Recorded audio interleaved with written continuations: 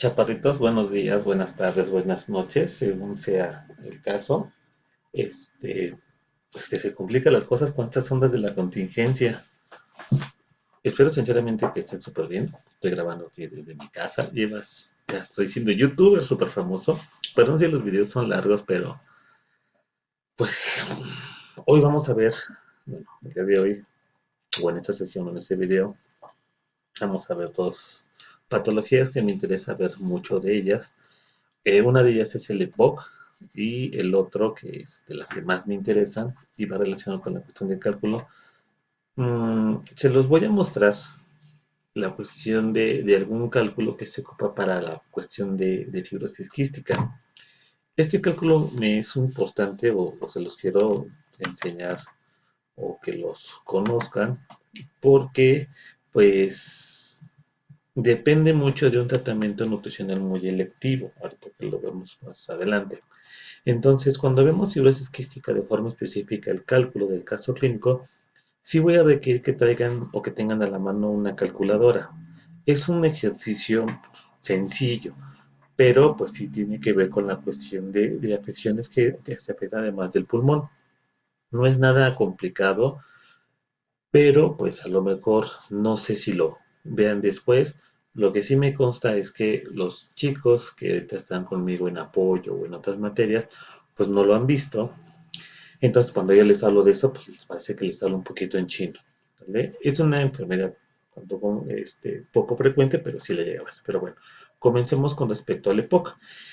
Las, en el video previo comenzamos a hablar de lo que eran pues diferentes trastornos, de lo que era la dificultad respiratoria, el asma, cosas en las cuales pues, el paciente pues, no podía hacer una respiración adecuada con respecto al intercambio gaseoso, ya sea porque los músculos intercostales no tenían la suficiente fuerza, el factor surfactante pues se veía un poquito mermado, o que posiblemente había la sobreproducción de moco o en algunas situaciones inmunológicas, los cuales harían que el paciente pues no podía respirar más. En la parte de enfermedad pulmonar obstructiva crónica, siempre pensamos que es porque pues, el paciente pues fuma mucho o tiene esa condición, por eso es que empiezan a tener EPOC, pero son cuestiones, el EPOC es una enfermedad que engloba muchas patologías, las cuales disminuyen la capacidad de eliminación que tenga el paciente con respecto al dióxido de carbono. No es exclusiva del paciente que tenga pues un consumo de tabaco importante, sino pues también a lo mejor pacientes que han tenido exposición a ciertos materiales o condiciones que hacen que los pulmones no generen esa condición. Ok, ¿cuáles son las condiciones o cuáles son las patologías que pueden condicionar que el paciente pueda tener un EPOC? Esto es porque puede ser ya sea el enfisema propio del cigarro, el paciente pueda tener asma, que es de las patologías que habíamos visto, y también, perdona que falta una N, que el paciente tenga una bronquitis crónica. Estas tres enfermedades o esas tres situaciones se pueden presentar no necesariamente de forma mm, unida o a la misma o en el mismo tiempo, pero sí pueden llegar a presentarse pues en diferentes etapas o situaciones. Este tipo de acciones puede hacer que el paciente pueda disminuir el paso del aire a través de los pulmones o que también la capacidad pulmonar se vea mermada, es decir, al momento que una persona comienza a hacer la cuestión de inspiración, los pulmones no se puedan llenar tan fácil o bien se llenan, pero hay ciertas situaciones o partes o sustancias que hacen que pues impiden el paso del aire para que se pueda hacer el intercambio gaseoso. En el caso de la bronquitis es porque el paciente comienza a tener pues alguna complicación infecciosa o en algunos casos una sobreproducción de moco. ¿Qué, ¿Qué es lo que puede llegar a tener? Bueno, ¿cuáles son las cuestiones? Voy a mover la pantalla hacia acá de la cámara. Con respecto al enfisema, es uno de los principales procesos en los cuales el paciente puede llegar a tener pues cambios significativos con respecto a la terminal. Uno de los principales características es que puede haber pues degradación de todas las paredes del pulmón, pero no llega a haber la fibrosis. Es decir, como si en un edificio las paredes se comenzaran como a desgastar o a cuartear, entonces se tienen, pero no tienen el soporte ni cubren su función, son bastante delgadas o endebles. algo que pasa, por ejemplo, si lo podemos colocar o poner con respecto al sonido. Una casa como esta, así donde tiene tabique normal, el paso del sonido de una habitación a otro pues es mínima, pero en contraparte las casas de interés social donde es pues un plafón o es un tabla roca, pues de hecho se transmite el sonido de una casa a otra. Básicamente, o sea, tienen la estructura, pero no cubren las funciones que serían necesarias. En la parte del asma es cuando el paciente, pues ya lo habíamos visto, empieza a tener ciertas estrechamiento con respecto a los bronquios y el paciente no puede eliminar el dióxido de carbono de forma tan fácil y pues sí tiene que recurrir al uso de tratamiento farmacológico de forma muy usual. El problema también del asma es que al momento de ocupar algunos medicamentos, como lo vimos en el video previo, el paciente, o usando de manera más usual las que es el salbutamol y algunas cosas, los corticosteroides, puede generar algún otro tipo de complicaciones. Ok. Por último, también podemos llegar a tener la bronquitis, en la cual es una excesiva producción de moco. Este moco puede ser porque el paciente sea muy susceptible a la generación de enfermedades o infecciones propias de las vías aéreas. Ya lo había comentado en el video previo. Si el moco es de color verde, seguramente el paciente tiene algún proceso infeccioso. Por eso la pregunta que le hacen cuando ustedes acuden a la consulta. Si el moco es de color transparente, pues solamente tienen rinorrea, tienen flujo nasal, pero puede ser alguna situación viral. Esto va dependiendo mucho de las condiciones que el paciente pudiese llegar a tener. Eh, con respecto al EPOC, pues siempre es una de las partes muy complicadas que nosotros comenzamos a tener, puesto que hay una fisiopatología importante con respecto a la implementación o cómo va cambiando de forma usual la capacidad o la respuesta respiratoria que el paciente pudiese llegar a tener. Ok, en este pequeño esquema lo traté de colocar para que fuera un poquito más entendible. Disculpen chicos si de repente las diapositivas tengan faltas de ortografía, faltas de información o no me doy a entender, pero pues es un poquito complicado cómo estamos trabajando, pero pues, es de todo corazón. En la cuestión más usual con respecto al EPOC es que hay una limitación propia de los pulmones, es decir, hay una por dentro, o de forma intrínseca o de forma eh, usual, el paciente tiene una limitación al momento de poder contener cierta cantidad de dióxido de carbono, algo lo que veamos en la parte de cardiovascular, isovolumétricas, etcétera. Es decir, tienen el mismo volumen, pero no pueden contener la misma cantidad de aire o de oxígeno porque hay ciertas sustancias o ciertas secreciones que hacen que el paciente no pueda llevar a cabo esa capacidad pulmonar. ¿Qué es lo que también puede hacer que eso también puede hacer? Si ustedes han visto muchos de las personas que se dedican a hacer gimnasia, etcétera, tenemos dos tipos de ejercicio, aeróbico y anaeróbico. En el anaeróbico, por lo regular, el aeróbico, pues tratamos de ocupar grandes cantidades de oxígeno, como es la cuestión del cardio, spinning, zumba, etcétera. Pero lo que necesitan es que el paciente tenga esta capacidad de respirar o que tratar de expandir la caja torácica a frecuencias muy elevadas. ¿Qué es lo que se va haciendo? En esta cuestión del EPOC hay una disminución en la fuerza de la retracción muscular. Es decir, que el paciente, a pesar de que puede inflar bastante la caja torácica, no puede contraerla. Entonces, al no poder contraerla, tampoco puede eliminar tan fácil el dióxido de carbono. Eso también depende mucho de que el paciente tenga otros distintos mecanismos, como es una inflamación propia de los pulmones o que también haya fibrosis. Esta fibrosis impide que el paciente pues, pueda tener esa eliminación de dióxido de carbono tan fácil. Es decir, que están los alvéolos en el árbol, pero no están trabajando de forma adecuada. En la cuestión también, forma significativa, es que la evolución es poco favorable porque depende mucho de la compresión del árbol bronquial. A medida que se va introduciendo el oxígeno y esto se va perdiendo cierta capacidad funcional, el paciente va disminuyendo de forma significativa la eliminación de dióxido de carbono. Por ello es que también al reducir el volumen, repito, o sea, se expande la caja torácica, pero adentro de la caja torácica hay sustancias que, bueno, moco, puede ser también cuestión de cigarro, asbesto también, o pequeñas pelusas también se pueden ir depositando, entonces disminuyen la capacidad o el oxígeno que se puede, el aire que se puede infundir dentro de los campos pulmonares. Una anécdota de forma muy particular es que, por ejemplo, mi abuelita, por parte de mi papá, ella falleció de poco.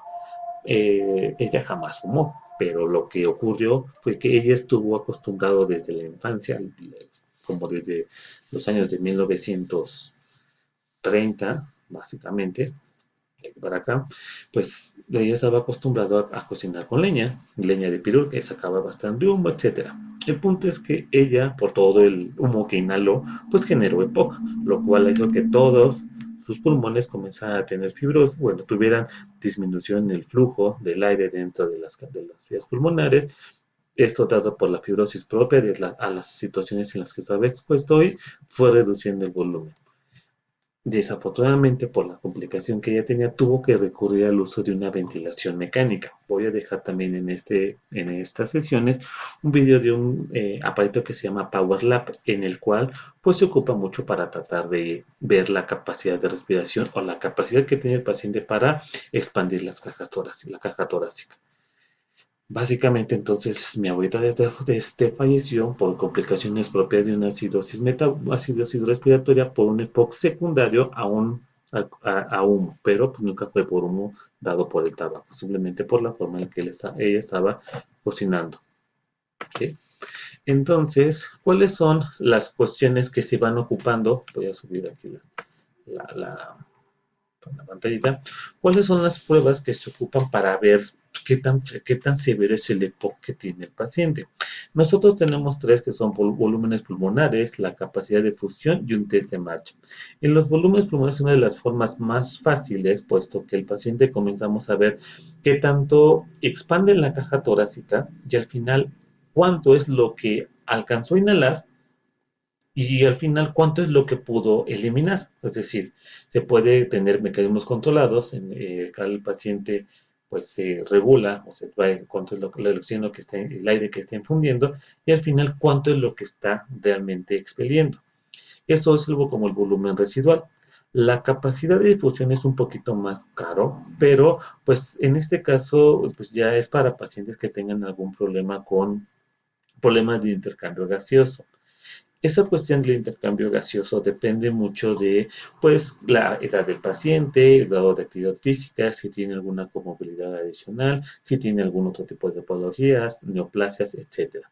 Una de las pruebas que a mí me agradan más con respecto a ver la interpretación es pues, qué tan rápido el paciente se llega a fatigar.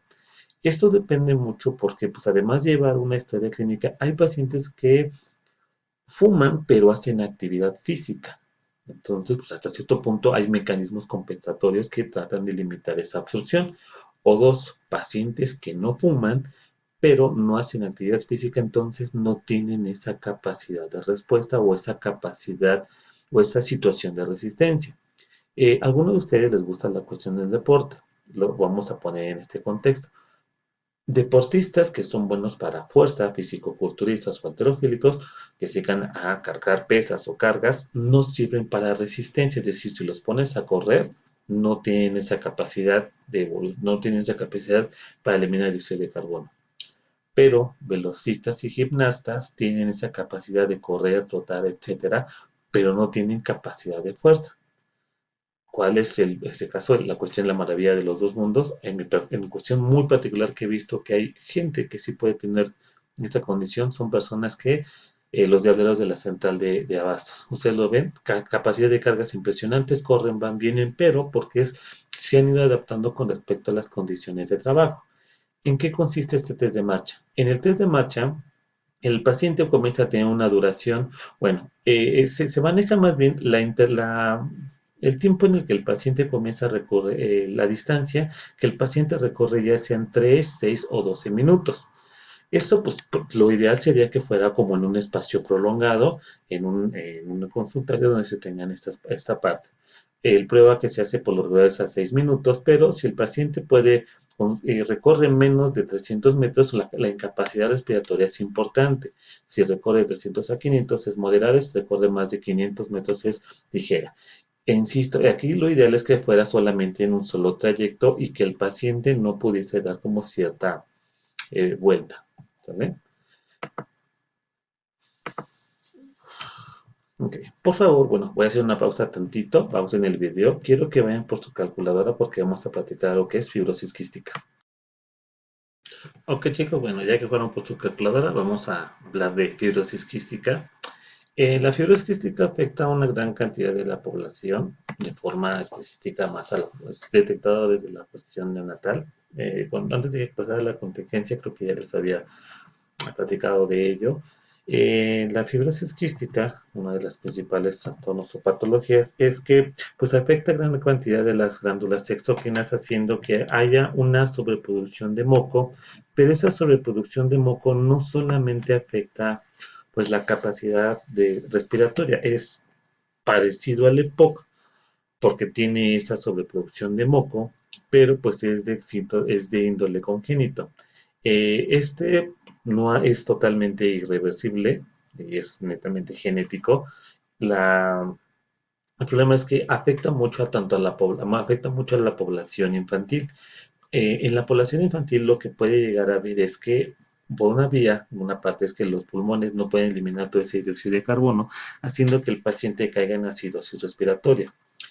Eso hace que también entren mecanismos compensatorios para regularlo y el paciente en lugar de ocupar el sistema de los bicarbonatos, los fosfatos, pero en este último de los fosfatos, el fósforo en lugar de ser ocupado para pues generar ATP y energía, ese fósforo es ocupado para amortiguar esos cambios de ácido base.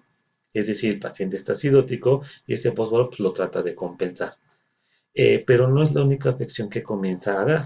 Una de las partes también importantes es que en el caso de este tipo de pacientes, pues también eh, afecta mucho lo que es el páncreas exócrino o ese tipo de condición. Pero el páncreas, acuérdense que tiene dos características, exócrino y endócrino. Exócrino es el que segrega todas las enzimas a la luz entérica o a la luz intestinal para continuar con el proceso de digestión. El endocrino es el que segrega las hormonas para la regulación de glucosa, como es el caso de la insulina y el glucagón. Pero esta páncreas exócrino también afecta a la parte de la secreción de la bilis. En el colédoco, pues llega a haber esa misma producción de moco que afecta a los pulmones, también afecta al colédoco. A nivel entérico, el paciente pues comienza a tener datos de mala absorción importante. ¿Cómo se va detectando esto? Se va detectando en algo que son los electrolitos en sudor, de manera específica se usa el cloro o el sodio. ¿Qué es lo que ocurre aquí? El sodio o el cloro lo que hacen es tratar de aminorar o hacen aminorar la velocidad de evaporación de algunos fluidos. En el momento de la clase lo mencionábamos, en las nieves artesanales le agregan al bote o al tambo de hielo, le agregan sal de grano, de la gruesa. Eso es para que la nieve se funda menos despacio. Si ustedes alguna vez cuando hacen ejercicio probaron el sodio, pues tiene ese sabor salado. Es porque ese sodio o ese cloruro de sodio aminora la velocidad de evaporación. En este caso, al tener ese componente, también incrementa mucho la viscosidad. Esa parte es muy desastrosa porque el paciente ya tiene dos problemas. Uno de ellos, en los campos pulmonares no puede eliminar todo el dióxido de carbono y dos, a nivel entérico no puede procesar los nutrimentos o todos los alimentos de forma adecuada. Entonces el paciente no puede procesar algunos elementos en forma específica, las grasas, y el paciente genera esta torre. Entonces tiene dos conflictos. Tiene un desequilibrio metabólico y tiene un problema de mala absorción. Por eso es que como nutriólogos me interesa más que vemos la cuestión de algún trastorno pues, que se pueda afectar. En esta parte, bueno, hay muchos tipos de fibrosis quística, tenemos de la 1 a la 4. En el primer tipo, esto es el resultado de una cuestión faltante o la proteína está un poquito, pues, anormal. Eso hace que la producción de moco, pues, genere ciertos cambios significativos con respecto a la formación de algunos elementos, o bien que ese moco que se está teniendo es como de una forma inconclusa y no se puede degradar de forma tan adecuada. Aquí decía tipo 2, hay una falla en el proceso de transporte. Todos los mecanismos de transporte, tanto de las vías pulmonares, a nivel entérico, etcétera, dependen de proteínas transportadoras, dependen de situaciones de contacto o situaciones de reconocimiento celular para que realmente se puedan tener. En este caso, en la fibrosis quística, pues sí tenemos ese tipo de conflicto. En una Este, en un tipo 3 tenemos una proteína que está correctamente localizada, pero pues simplemente está defectuosa. Esta y esta se parecen de forma bastante. Por último, aquí es tipo 4, pero la cámara está ocultando. Aquí menciona que la proteína está correctamente localizada, pero pues no tiene problemas con la conductividad de cloro. Entonces, hay muchos cambios significativos. Entonces, esta enfermedad es netamente genético, pero pues una de las cuestiones angulares es el tratamiento nutricional. Eh, para ello, ¿cuáles son las cuestiones que nosotros comenzamos a ver? En la fibrosis quística ubicamos un gen que es el CTFR, el cual tiene una función como tal. ¿Qué es lo que ocurre? Pues lo que mencionábamos ahorita puede haber, afecta a todas las glándulas exógenas y puede depender de la variedad de la severidad. Para ello, al igual que lo que habíamos visto con el deporte, depende mucho de la capacidad o de la función pulmonar. Para ello se tiene que ir evaluando. En segunda, depende mucho de qué tanto está obstruido por algunos elementos eosinófilos, pero sobre todo de material viscoso en el cual se deposita en la luz. Esto depende mucho porque no solamente afecta las vías pulmonares, sino cómo se ve secretando algunas enzimas. No, bueno, cuando nos lo vas a hacer contextualizarlo, cuando nos recuerden a nosotros como licenciados en nutrición o nutriólogos, una de las partes fundamentales es para la reducción de peso. Pues, y también, pues, tratan de hacerla. Hay muchos medicamentos. Uno de ellos, no sé si lo conozcan o lo hayan visto, se llama Orlistat. El Orlistat lo que hace es inhibir la acción de la lipasa pancreática para que toda la grasa que nosotros ingeramos, a partir de los alimentos, no la podamos aprovechar y se vaya por la materia fecal. Genera una mala absorción, pero porque bloquea esa enzima. ¿Ok? Es básicamente lo que pasa en fibrosis cística. Esas enzimas no pueden llegar, no trabajan y el paciente no puede aprovechar ni grasas, pero tampoco puede aprovechar vitaminas como son la A, la D, la E y la K. También, como no aprovecha las grasas, en este caso más en la población pediátrica, tenemos otros tipos de conflictos. El paciente pues, puede presentar falla en el crecimiento, puede presentar raquitismo por deficiencia de vitamina D, alteraciones en el metabolismo de la coagulación por disminución en la absorción de la vitamina K, puede haber también afecciones con respecto a los globos oculares por disminución en la absorción de la vitamina A. Y también, como depende mucho de la absorción del colesterol, el paciente puede llegar a sufrir esterilidad porque al no aprovechar o no absorber el colesterol, el paciente o la paciente no puede formar hormonas esteroideas como es la testosterona y los estrógenos. Por ello es que es muy complicada este tipo de enfermedad, que no solamente afecta campos pulmonares. ¿Vale? Entonces, repito, eso se debe porque hay una sobresecreción de las diferentes enzimas, de las diferentes glándulas, las cuales hacen que haya una sobreproducción de moco. ¿Okay? Voy a ir avanzando. ¿Cómo se va calculando o cómo lo que vamos a ver? Voy a mandar las diapositivas igual en PDF, porque esta es una de las cuestiones que vamos a manejar el día de hoy, bueno, en esta sesión. Parte del tratamiento angular es que nosotros vamos a dar una cantidad significativa de un tratamiento sustitutivo. Este tratamiento sustitutivo se basa a partir de la cuestión de enzimas pancreáticas. Como el páncreas está obstruido o el colector está obstruido, pues no se puede eliminar tan fácil. Entonces vamos a tratar de dar algo que pueda imitar ese tipo de actividad. No sé si alguna vez han visto que existen cápsulas de piña que son como proteolíticas o cuando ustedes comen piña sienten que les escalda la lengua.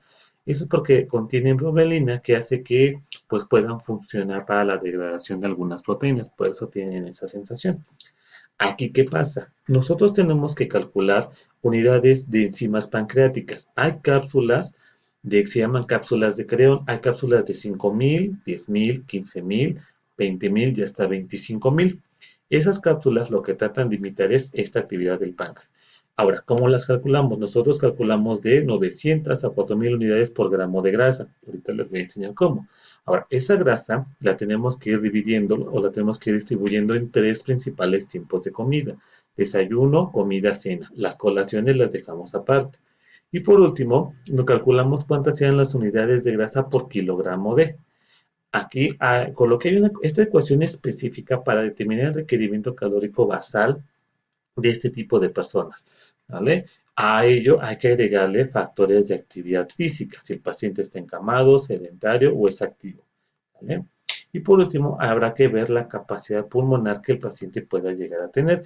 Esta capacidad pulmonar se hace de forma muy parecida a lo que se hace con el EPOC. Se evalúa qué tanto se pueden aspirar o se pueden llenar los pulmones o los campos pulmonares y se genera un factor porque pues, va a incrementar el requerimiento calórico. ¿Qué pasa con los nutrimentos con ese tipo de pacientes? Voy a subir esta parte, ok, hasta acá. Eh, Sé que no es clase de cálculo, chicos, pero sí me interesa que lo conozcan porque tiene que ver con esta condición. Nosotros manejamos hidratos de carbono de un 40 a un 50%.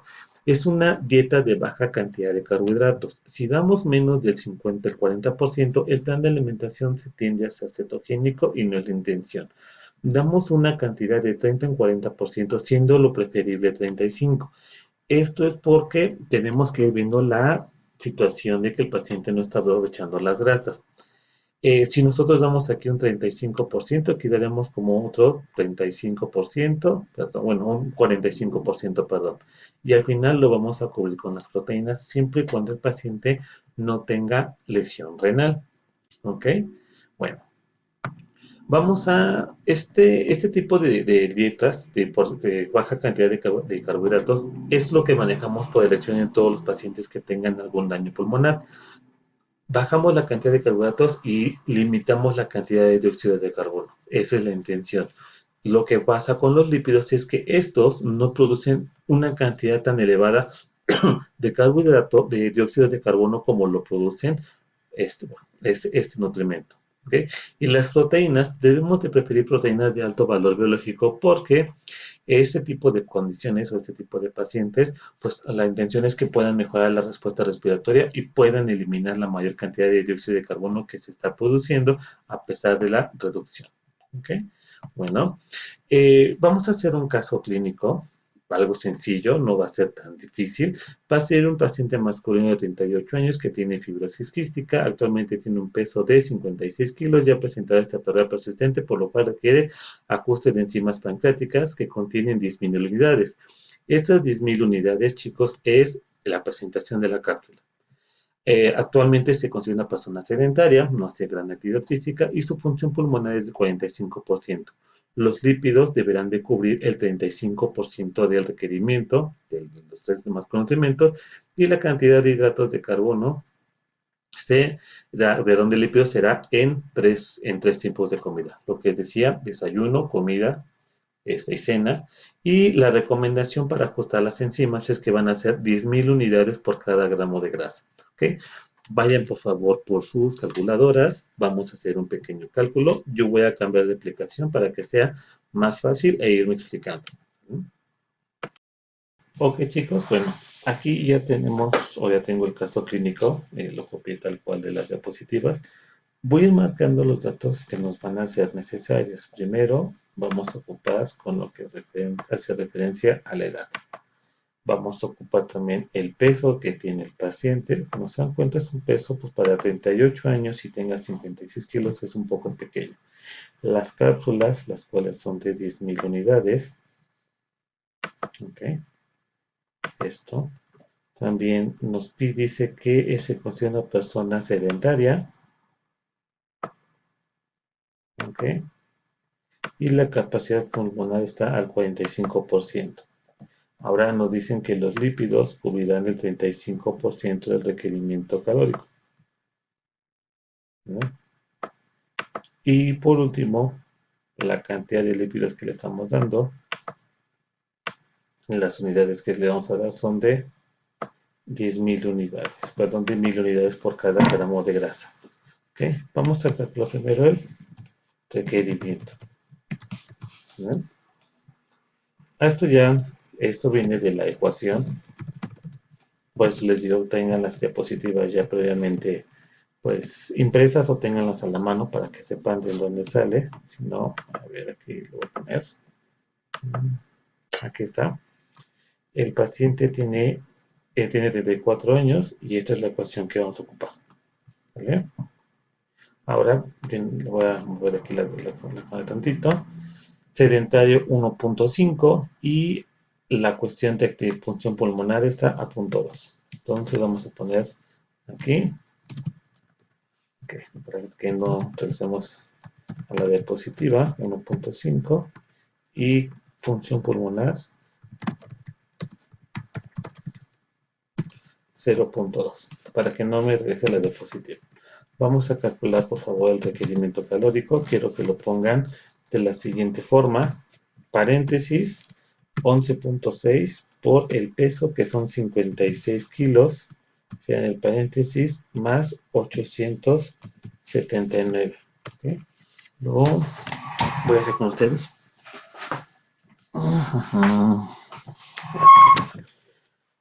Paréntesis, por favor. 11.6 por 56, o sea, en el paréntesis más 879. A mí me quedó 1526. ¿Vale? 1526 kilocalorías. Ahora, vamos a sumar los factores de actividad y de función pulmonar. Para ello solamente es sumar 1.5 igual más 0.2. Al final es 1.7. ¿Vale? Voy a poner esto para acá arriba. Para que vean. Y con viñetas. Y por último, en un color para que lo puedan. ¿Sale? Ok. Ahora para calcular su GET o su requerimiento calórico van a multiplicar 1526 por 1.7. Recuerden que este 1.7 es de acá. ¿Sale? 1.7. Aquí tengo yo la calculadora. 1526 por 1.7 son 2594. 94 calorías. Ok. Ahora menciona que el requerimiento va a ser de los lípidos a 35%. Vamos a ponerle lípidos. Por favor, van a estar al 35%. Para hacer esto van a multiplicar 2594 por 0.35, que es el 35% de aquí. ¿Vale? Si fuera sido 40%, sería 0.4. ¿Okay? Por 2594 por 0.35. Esto es igual a 907.9 kilocalorías. ¿Ok? Ahora vamos a calcular gramos de lípidos.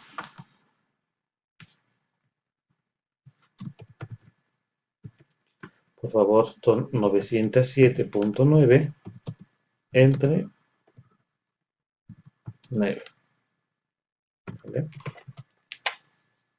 907.9 entre 9.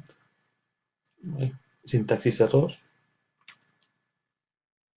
Queda como 100.8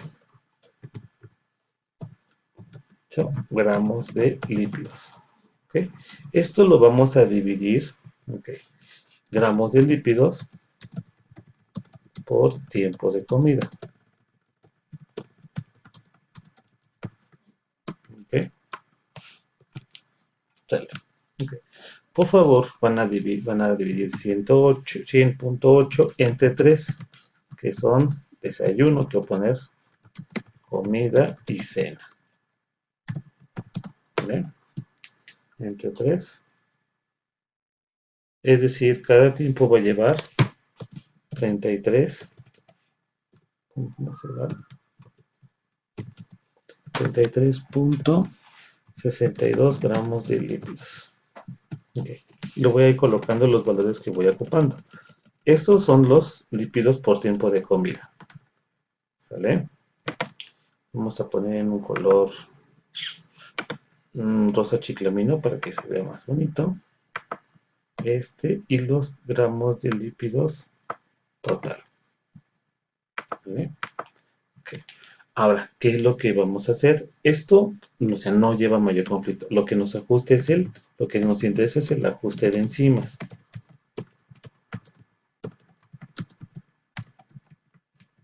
¿Ok? Por favor, van a multiplicar. Vamos a coger primero enzimas totales. ¿Sale? Van a multiplicar, por favor, 100.8 gramos por la recomendación. En este caso, el caso, por ejemplo, voy la cámara tantito, para que no tengamos conflicto. Aquí está. La recomendación es que son 10.000 unidades por cada gramo de lípidos. Entonces son 100.8 por 1000. Entonces te le va a quedar un numerote. Ya no es 108 por 1000. Me queda 100.800. Entonces igual a 100.800 unidades de enzimas. ¿Vale? Eso es lo que vamos a ocupar en todo el día. Vamos a calcular enzimas por kilo por día. ¿Vale? Por favor, van a dividir 100.800 entre 56. Esto recuerden que es el peso del paciente.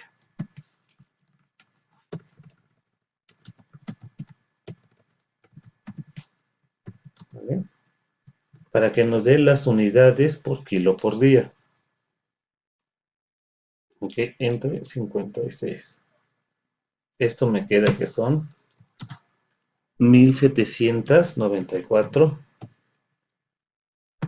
unidades por kilo por día.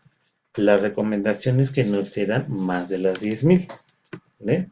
Por último, enzimas por tiempo de comida. Lo que van a hacer es lo siguiente. Van a multiplicar 33.62 por 1000. ¿Vale?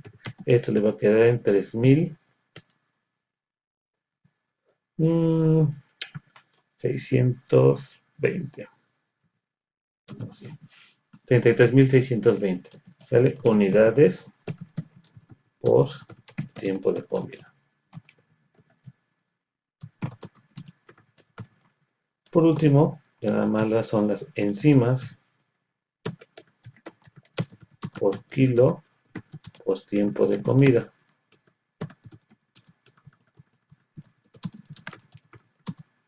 Solamente dividen, voy a hacer la espacio, son las 33.620 entre 56. Aquí es que, bueno, ahorita les explico, son 33.620 entre 56.